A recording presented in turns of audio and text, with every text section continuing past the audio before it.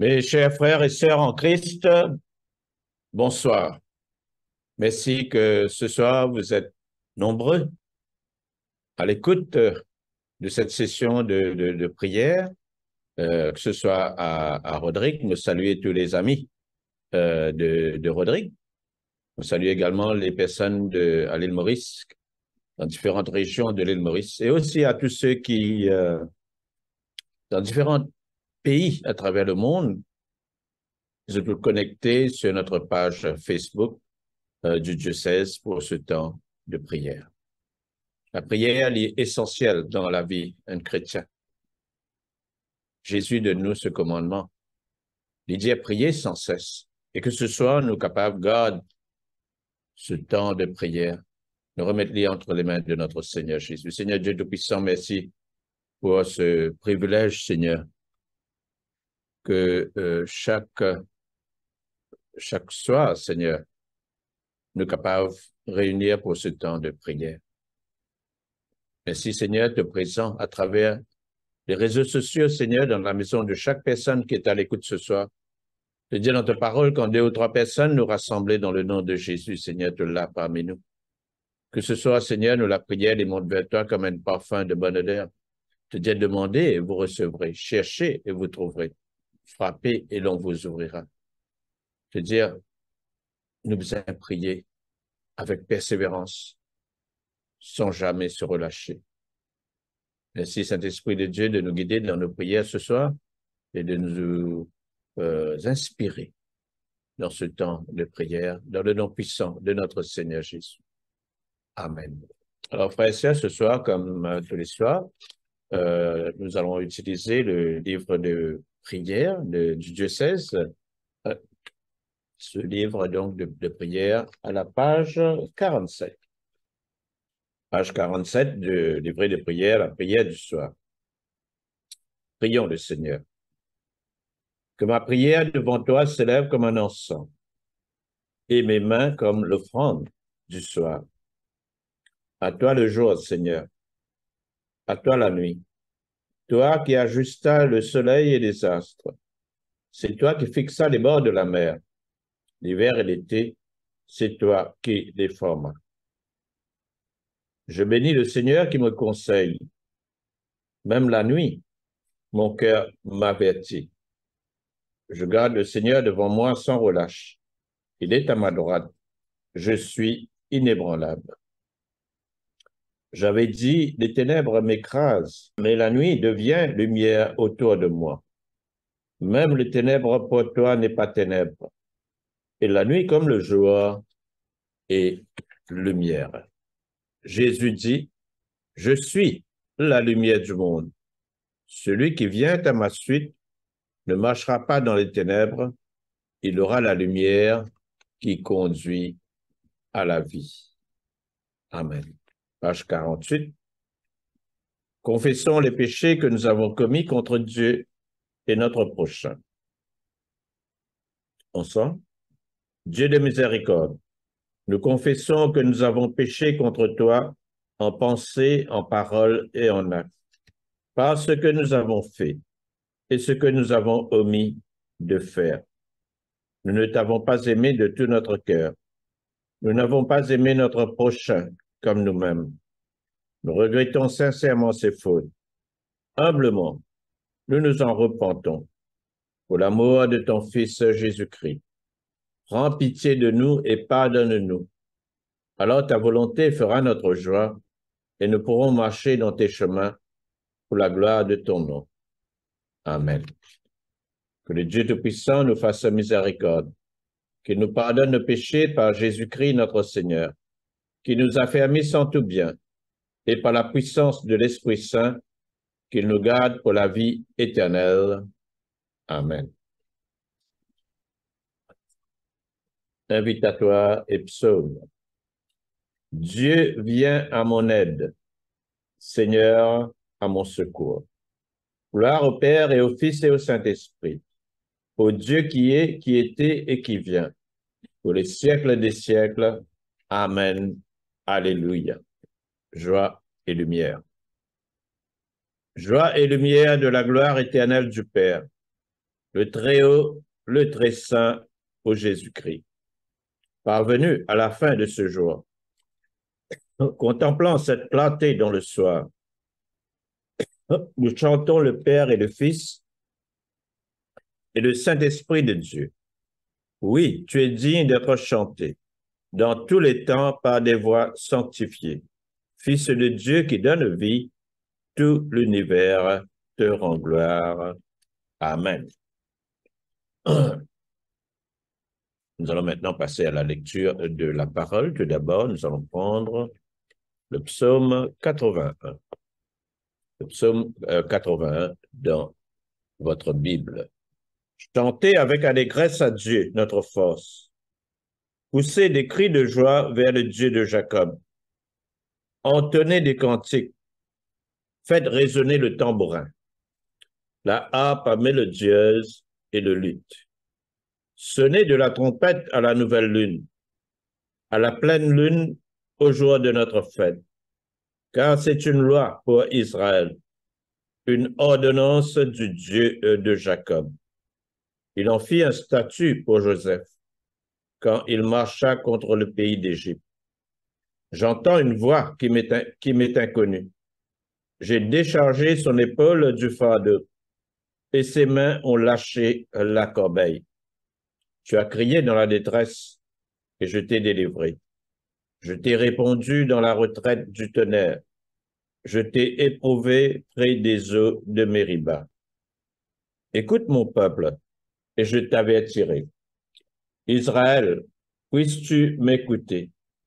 Qu'il n'y ait au milieu de toi point de Dieu étranger. Ne te prosterne pas devant des dieux étrangers. Je suis l'Éternel ton Dieu, qui t'ai fait monter du pays d'Égypte. Ouvre ta bouche, et je la remplirai. Mais mon peuple n'a point écouté ma voix. Israël ne m'a point obéi. Alors je les ai livrés au penchant de leur cœur, et ils ont suivi leur propre conseil. Oh, si mon peuple m'écoutait, si Israël marchait dans mes voies. En un instant, je confondrai leur ennemi. Je tournerai ma main contre leur adversaire.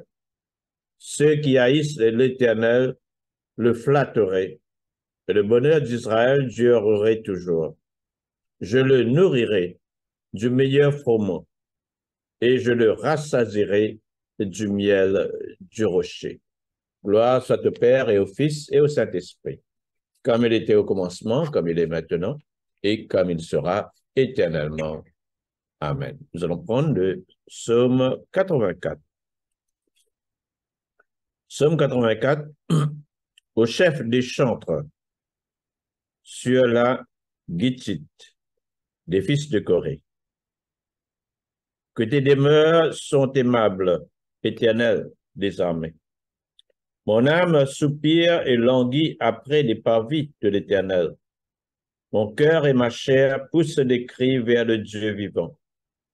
Le passereau même trouve une maison, et l'hirondelle un nid où elle dépose ses petits. Tes autels, éternel des armées, mon roi et mon Dieu. Heureux ceux qui habitent ta maison, ils peuvent te célébrer encore. Heureux ceux qui placent en toi leur appui. Ils trouvent dans leur cœur des chemins tout tracés. Lorsqu'ils traversent la vallée de Baca, ils la transforment en un lieu plein de sources. Et la pluie la couvre aussi de bénédictions. Leur force augmente pendant la marche, et ils se présentent devant Dieu à Sion. Éternel Dieu des armées, écoute ma prière. Prête l'oreille, Dieu de Jacob. Toi qui es notre bouclier, vois, ô Dieu, et regarde la face de ton oint. Mieux vaut un jour dans tes parvis que 1000 ailleurs. Je préfère me tenir sur le seuil de la maison de mon Dieu, plutôt que d'habiter sous les tentes de la méchanceté. Car l'Éternel Dieu est un soleil et un bouclier. L'Éternel donne la grâce et la gloire.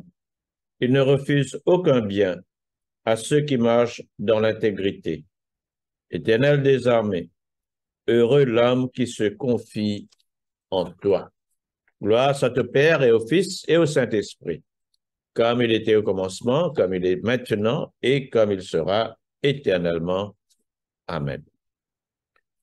Deuxième lecture est tirée du livre de 2 Samuel au chapitre 2, versets 1 à 11. Après cela, David consulta l'Éternel en disant, « Monterai-je dans une des villes de Juda? » L'Éternel lui répondit, « Monte. » David dit, « Où monterai-je? » Et l'Éternel répondit, « À Hébron. » David y monta avec ses 2 femmes, Akinoam de Jezreel et Abigail de Carmel, femme de Nabal. David fit aussi monter les gens qui étaient auprès de lui, chacun avec sa maison, et ils habitèrent dans les villes d'Hébron. Les hommes de Juda vinrent, et là ils oignirent David pour roi sur la maison de Juda.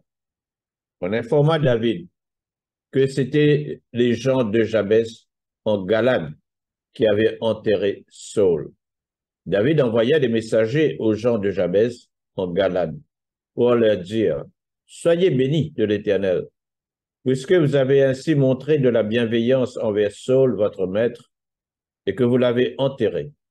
Et maintenant que l'Éternel use envers vous de bonté et de fidélité, moi aussi, je vous ferai du bien, parce que vous avez agi de la sorte.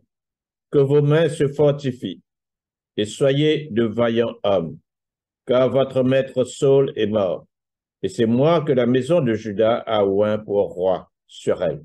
Cependant, Abner, fils de Ner, chef de l'armée de Saul, prit Ichbosheth, fils de Saul, et le fit passer à Manaïm. Il établit roi sur Galade, sur les Guéchuriens, sur Jezreel, sur Éphraïm, sur Benjamin, sur tout Israël. Ishbosheth, fils de Saul, était âgé de 40 ans quand il devint roi d'Israël, et il régna 2 ans. Il n'y eut que la maison de Juda qui resta attachée à David. Le temps pendant lequel David régna à Hébron sur la maison de Juda fut de 7 ans et 6 mois. Parole du Seigneur. Nous rendons grâce à Dieu. La deuxième lecture est tirée du livre des Actes des Apôtres au chapitre 5, les versets 27 à 42. Actes des Apôtres, chapitre 5, les versets 27 à 42. Après qu'ils les eurent emmenés en présence du Sanhédrin, le souverain sacrificateur les interrogea en ces termes. « Ne vous avons-nous pas défendu expressément d'enseigner en ce nom-là? Et voici, vous avez rempli Jérusalem de votre enseignement, et vous voulez faire retomber sur nous le sang de cet homme. » Pierre et les apôtres répondirent, « Il faut obéir à Dieu plutôt qu'aux hommes. Le Dieu de nos pères a ressuscité Jésus, que vous avez tué, en le pendant au bois. Dieu l'a élevé par sa droite, comme prince et sauveur, pour donner à Israël la repentance et le pardon des péchés. Nous sommes témoins de ces choses, de même que le Saint-Esprit, que Dieu a donné à ceux qui lui obéissent. » Furieux de ces paroles, il voulait les faire mourir. Mais un pharisien nommé Gamaliel, docteur de la loi, estimé de tout le peuple, se leva dans le Sanhédrin et ordonna de faire sortir un instant les apôtres. Puis il leur dit, « Hommes israélites, prenez garde à ce que vous allez faire à l'égard de ces gens, car il n'y a pas longtemps que parut Theudas, qui se donnait pour quelque chose, et auquel se rallièrent environ 400 hommes. Il fut tué, et tous ceux qui l'avaient suivi furent mis en déroute et réduits à rien. Après lui parut Judas le Galiléen, à l'époque du recensement, et il attira du monde à son parti. Il périt aussi, et tous ceux qui l'avaient suivi furent dispersés. Et maintenant, Je vous le dis, ne vous occupez plus de ces hommes et laissez-les aller. Si cette entreprise ou cette œuvre vient des hommes, elle se détruira. Mais si elle vient de Dieu, vous ne pouvez la détruire. Ne courez pas le risque d'avoir combattu contre Dieu. Ils se rangèrent à son avis et ayant appelé les apôtres, ils les firent battre de verges. Ils leur défendirent de parler au nom de Jésus et ils les relâchèrent. Les apôtres se retirèrent de devant le Sanhédrin, joyeux d'avoir été jugés dignes de subir des outrages pour le nom de Jésus. Et chaque jour, dans le temple et dans les maisons, ils ne cessaient d'enseigner et d'annoncer la bonne nouvelle de Jésus-Christ. Parole du Seigneur Dieu Tout-Puissant. Nous rendons grâce à Dieu. Frères et sœurs, ce soir, mon partage la parole sur le texte qui nous fait lire ce soir sur les Actes des Apôtres, au chapitre 5. Et le thème de mon partage de ce soir, c'est la détermination des apôtres à propager l'Évangile. Les apôtres étaient déterminés à partager la parole de Dieu et à annoncer l'Évangile, malgré les persécutions, malgré les difficultés, malgré tout ban bâton qui ban pharisiens et ban sadducéens qui peuvent mettre aux autres la route. Quand nous lisons dans les Actes des Apôtres au chapitre 5, nous sommes au tout début de l'histoire de l'Église. Et il y a beaucoup de persécutions. L'Église était persécutée de toutes parts. Tout d'abord, de la part des autorités romaines qui persécutent l'Église. Ensuite, de la part des hommes religieux, des pharisiens, des sadducéens. Mais là, on trouvait que les apôtres qui déterminés pour obéir et pour accomplir la mission que Jésus fit confier eux. Cette mission que Jésus-Christ fit énoncer dans la Grande Commission. Dans la Grande Commission, que Jésus-Christ dit à nous, allez à travers le monde et faites de toutes les nations des disciples. Et la dernière parole de Jésus, le dernier commandement de Jésus, c'était dans les Actes des Apôtres, au chapitre 1er, verset 8, quand la parole de Dieu dit à nous, vous recevrez une puissance, le Saint-Esprit survenant sur vous, et vous serez mes témoins à Jérusalem, dans toute la Judée, dans la Samarie, et jusqu'aux extrémités de la terre. Et c'est pourquoi aucune persécution, pas fin capable, empêche les apôtres pour obéir à Dieu, pour obéir au commandement de Jésus, pour aller à travers le monde et pour prêcher l'Évangile. Et c'est pourquoi les apôtres disaient au Sanhédrin, il vaut mieux obéir à Dieu que d'obéir aux hommes. Vous n'êtes pas prêts pour obéir aux hommes si la volonté des hommes est contraire à la volonté de Dieu.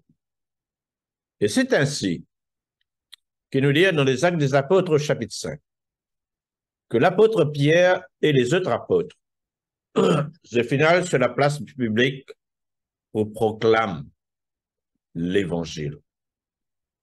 Et là, je finis arrêté par les chefs religieux et Bana finit en prison. Je recevoir même l'ordre de la part des autorités juives qui, je disais, arrête d'enseigner au nom de Jésus-Christ. C'est-à-dire, arrête d'enseigner au nom de Jésus. Mais c'était sans compter l'intervention de Dieu. L'apôtre Pierre et les apôtres étaient dans la prison. Mais nous lisons au verset 19, qui bon Dieu fit intervenir. Il fit envoyer un ange qui fit ouvrir les portes de la prison pendant la nuit et fit faire sortir de la prison. Et l'ange fit dire à Pierre et aux apôtres, allez dans le temple, allez annonce la parole de Dieu. N'a pas arrêté, n'a pas reculé, mais continuez à annoncer la parole de Dieu dans le temple. Et c'est ainsi que Pierre et les apôtres commencent à sortir de la prison, au final dans le temple, pour enseigner la parole de Dieu.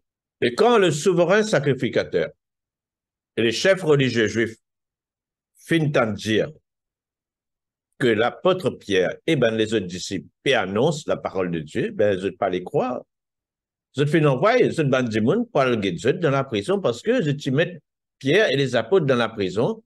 La prison était fermée à double tour. C'est un garde qui peut surveiller l'entrée de la prison et il ne pas comprendre comment un apôtre je n'ai plus dans la prison. Alors, j'ai envoyé Bandimoun à dans la prison et on a constaté qu'effectivement, Pierre et les apôtres n'étaient plus dans la prison. Et là, finalement, un kikan Jésus, on a enseigné dans le temple. Alors, les chefs religieux envoient les autres soldats pour arrêter Pierre et les apôtres et amènent eux devant le Sanhédrin. Et devant le Sanhédrin, je dis ces paroles. Ne vous avons-nous pas défendu expressément d'enseigner en ce nom-là? Et voici, vous avez rempli Jérusalem de votre enseignement et vous voulez faire retomber sur nous le sang de cet homme. C'est-à-dire que vous savez, nous disons, arrête d'enseigner au nom de Jésus. Mais comment est-ce que là, vous encore enseigner?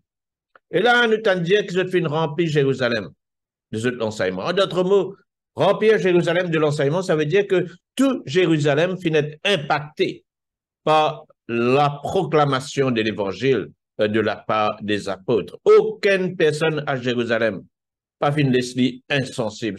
Tout fin l'enseignement de l'apôtre Pierre et des apôtres. Et le chef religieux menace Pierre et les apôtres. Et je tiens envie interdit les apôtres pour continuer prêcher l'évangile. Mais les apôtres n'étaient pas prêts à obéir au Sanhédrin. Parce que pour les apôtres et pour nous aujourd'hui, les plus importants pour obéir à Dieu que d'obéir aux hommes. Si ce que les hommes pédent à nous, les contraires à la volonté de Dieu.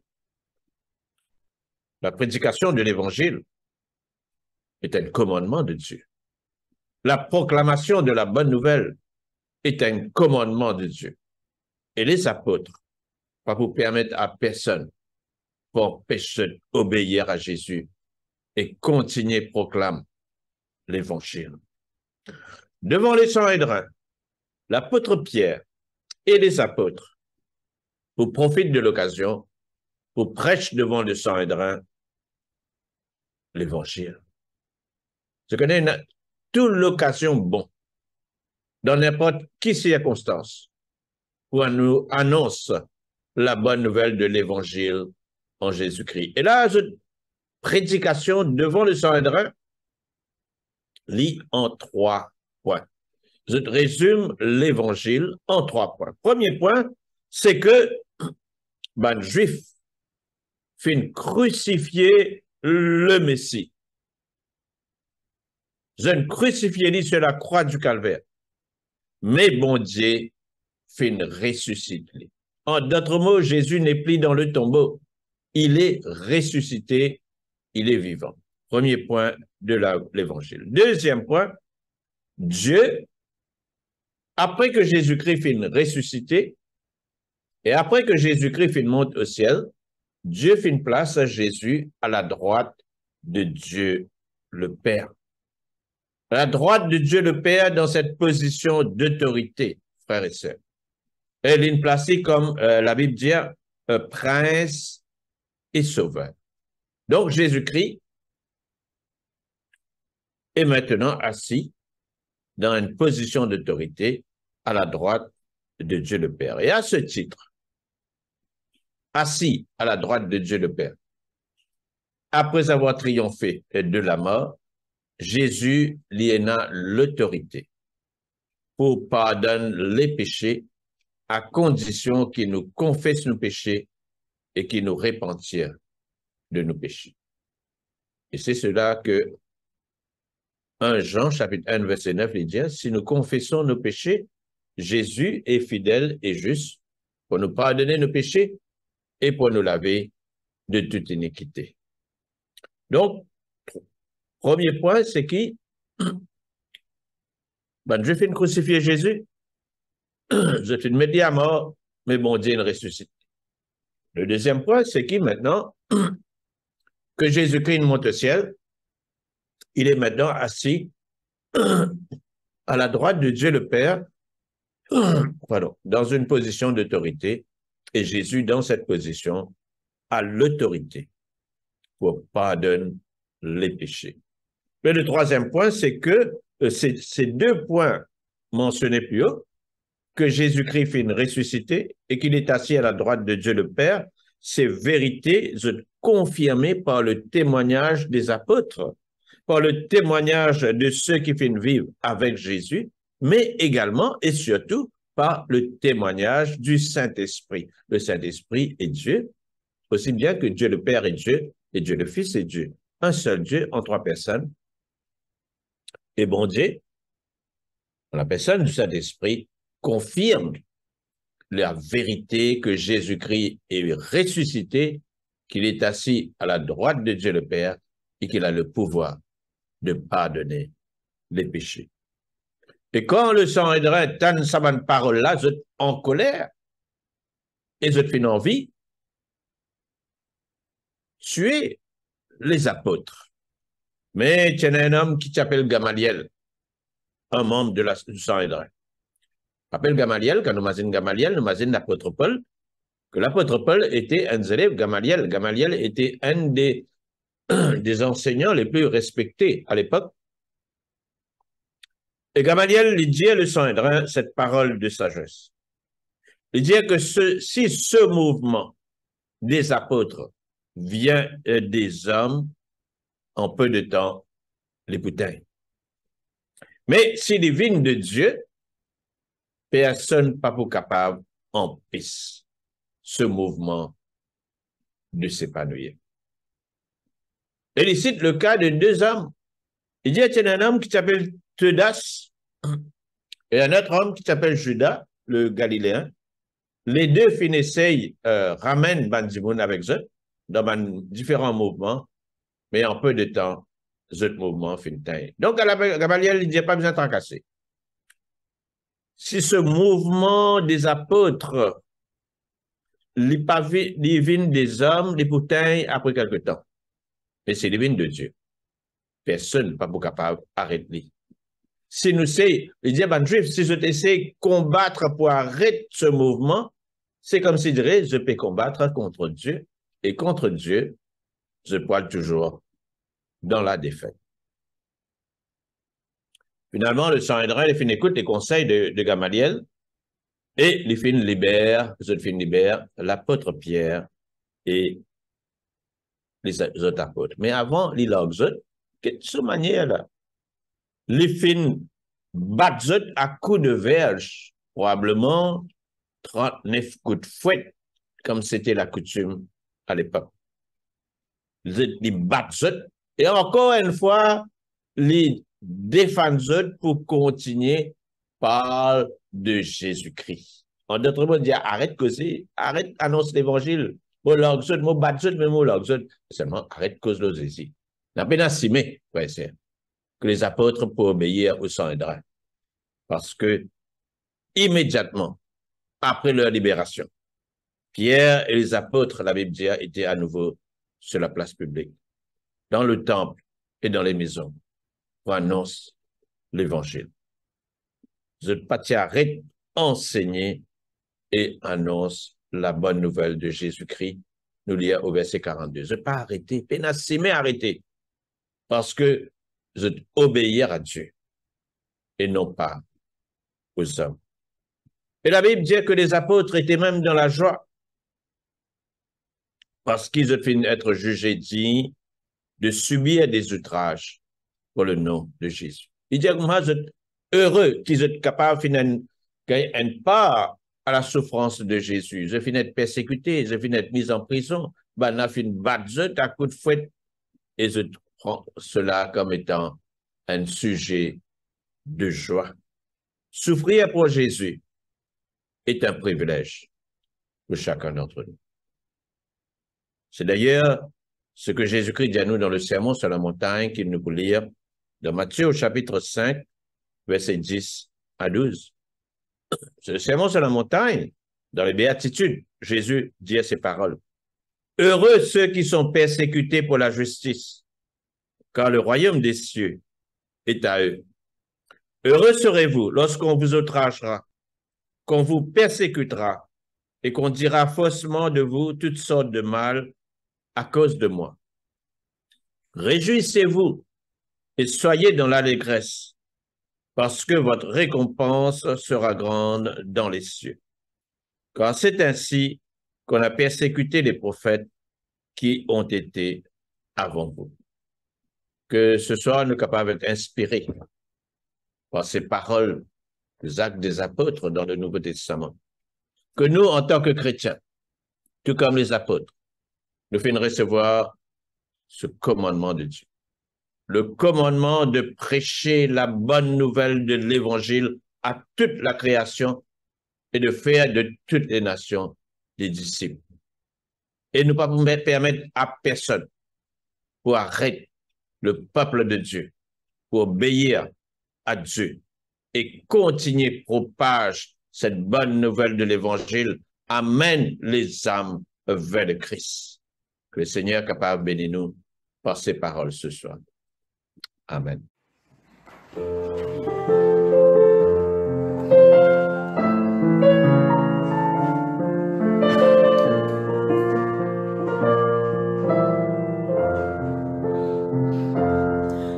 Parole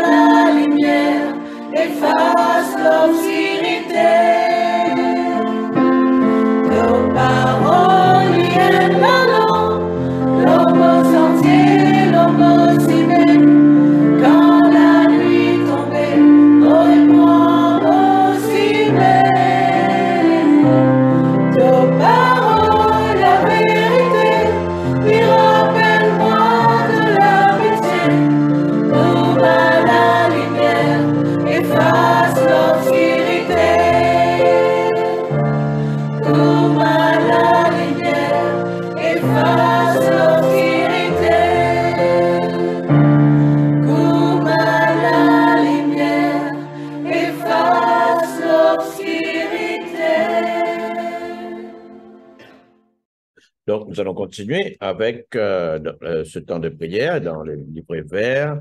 Nous allons prendre le cantique de Siméon à la page 52. Page 52, le cantique de Siméon. Maintenant, ô Maître souverain, tu peux laisser ton serviteur s'en aller en paix selon ta parole. Car mes yeux ont vu le salut que tu préparais à la face des peuples, lumière qui se révèle aux nations, et donne gloire à ton peuple Israël. Gloire au Père et au Fils et au Saint-Esprit, pour les siècles des siècles. Amen.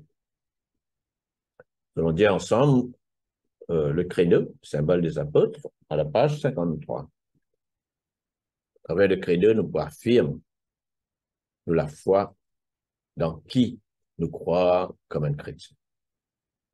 Je crois en Dieu, le Père Tout-Puissant, Créateur du ciel et de la terre, et en Jésus-Christ, son Fils unique, notre Seigneur, qui a été conçu du Saint-Esprit, est né de la Vierge Marie, a souffert sous Ponce Pilate, a été crucifié, est mort et a été enseveli, est descendu aux enfers. Le troisième jour, est ressuscité des morts, est monté aux cieux, est assis à la droite de Dieu le Père Tout-Puissant, d'où il viendra juger les vivants et les morts.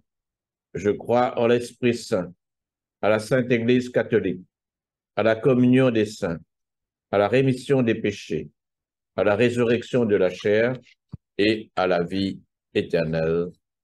Amen. Page 54. Nous allons dire ensemble cette prière que notre Seigneur Jésus nous a enseignée de notre Père. Ensemble, notre Père, qui es aux cieux, que ton nom soit sanctifié, que ton règne vienne, que ta volonté soit faite sur la terre comme au ciel. Donne-nous aujourd'hui notre pain de ce jour. Pardonne-nous nos offenses, comme nous pardonnons aussi à ceux qui nous ont offensés. Et ne nous soumets pas à la tentation, mais délivre-nous du mal. Car c'est à toi qu'appartiennent le règne, la puissance et la gloire, pour les siècles des siècles. Amen. Nous allons prendre la série d'invocations A. Fais-nous voir, Seigneur, ton amour, et donne-nous ton salut. Revêt tes prêtres de justice, que tes fidèles crient de joie. Donne la paix, Seigneur, à toute la création. Toi seul peux nous donner de vivre en sûreté. Seigneur, sois le gardien de cette nation et guide-nous dans les voies de la justice et de la vérité. Que ton chemin soit connu sur la terre et ton salut parmi toutes les nations. Que le pauvre ne soit pas oublié pour toujours. Que jamais ne périsse l'espoir des malheureux. Crée en nous un cœur pur, ô Dieu. Que ton Saint-Esprit nous soutienne. Prends les collègues. La page 56. Ô Dieu, source de la lumière éternelle, répands ton joie sans fin sur ceux qui veillent en t'attendant. Que nos lèvres te louent, que nos vies te bénissent, et que demain notre adoration te rende gloire par Jésus le Christ, notre Seigneur. Amen. Sois notre lumière dans les ténèbres, Seigneur, et dans ta miséricorde infinie. Protège-nous des dangers de la nuit qui vient. Par Jésus le Christ, notre Seigneur. Amen. Ô Dieu, tu es la vie de tous les vivants, la lumière des croyants, la force de ceux qui peinent et le repos des défunts. Nous te rendons grâce pour les bienfaits de ce jour qui s'achève. Et nous implorons ta protection pour la nuit qui vient. Conduis-nous en sûreté jusqu'aux heures du matin. Nous te le demandons par celui qui est mort et ressuscité pour nous, ton Fils Jésus-Christ, notre Sauveur. Amen. Reste avec nous, Seigneur, car il se fait tard, et déjà le jour baisse. Sois notre compagnon sur la route, enflamme notre cœur, ravive notre espérance, pour que nous te découvrions dans les Écritures et dans le pain partagé. Nous te le demandons dans ta tendresse. Amen.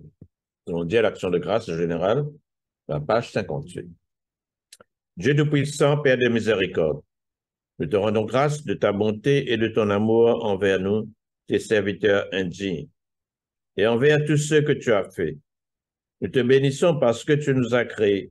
Tu nous protèges et tu nous combles des bienfaits de cette vie. Mais surtout parce que dans ton amour inépuisable, tu as racheté le monde par ton Fils Jésus-Christ. Et tu nous donnes les moyens de recevoir ta grâce et l'espérance de la gloire sans fin. Nous t'en prions, rends-nous sensibles à ta miséricorde, pour que nous te rendions gloire d'un cœur reconnaissant, non seulement de nos lèvres, mais par toute notre vie, en nous mettant à ton service et en marchant devant toi dans la justice et la sainteté tout au long de nos jours. Nous te le demandons par ton Fils Jésus le Christ, notre Seigneur. Amen. Page 59, la prière de Saint Jean de Chrysostome. Dieu Tout-Puissant, toi qui nous as accordé la grâce de t'adresser d'un cœur unanime à notre prière commune. Tu as promis par ton Fils que lorsque 2 ou 3 se réuniraient en son nom, tu serais au milieu d'eux. Comble maintenant, Seigneur, nos désirs et nos vœux, selon ce qui nous est utile. Donne-nous en cette vie la connaissance de ta vérité et dans le monde à venir, la vie éternelle. Amen. Bénissons le Seigneur. Nous rendons grâce à Dieu. La grâce de Jésus-Christ notre Seigneur, l'amour de Dieu le Père et la communion de l'Esprit Saint soient toujours avec nous. Amen. Seigneur notre Dieu, nous remercions toi, Seigneur, pour ce temps de prière. Merci, Seigneur, qui te fait à l'écoute de nos prières. Seigneur, comment ce soir, Seigneur Jésus, nous fermons vers toi nos prières personnelles. Seigneur, tu connais une parraine. Tu es le Dieu omniscient. Tu connais nos situations familiales, notre santé, les circonstances dans lesquelles nous pouvons vivre. Ce soir, nous prions qui t'intervenir par de l'Esprit Saint. Seigneur, qui t'es à l'écoute de nos prières, Seigneur, tu dis à tes oreilles, n'est pas trop sourde pour tendre, ni te la main, ni trop courte pour venir à notre secours. Merci, Seigneur, de nous secourir, de nous aider, de nous guérir et de nous soulager de tout mal dans le nom puissant de Jésus. Amen. Et nous allons dire ensemble la grâce.